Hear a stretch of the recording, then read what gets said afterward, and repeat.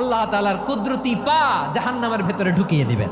জাহান্নামের সবচাইতে হালকা আযাব হলো ওই ব্যক্তির আযাব যার পায়ে দুটো জাহান্নামের আগুনের জুতা পুড়িয়ে দেয়া হবে। ওই আগুনের উত্তাপে তার মাথার মগজগুলো ভাতের মারের মতো টপ টপ টপ টপ করে বেয়ে বেয়ে পড়বে।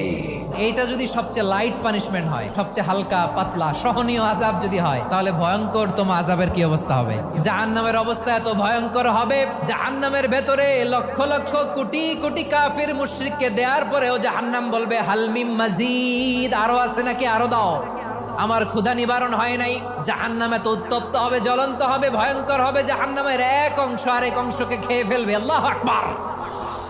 জাহান্নামের রক্ষী ফেরেশতারা কি করবে তারা নিজেরাও বুঝতে পারবে না। কোনো কিছুতেই যখন জাহান্নামকে শান্ত করা যায় না, আল্লাহ তাআলা তার কুদরতি পা জাহান্নামে ঢুকিয়ে দিবেন। দেওয়ার সাথে সাথে জাহান্নাম থেকে আওয়াজ আসবে, কত বিইজ্জাতিকা ওয়া বিকারামিকা, আল্লাহ আপনার ইজ্জতের কসম, যথেষ্ট হয়েছে, আর লাগবে না। সুবহানাল্লাহ বলেন।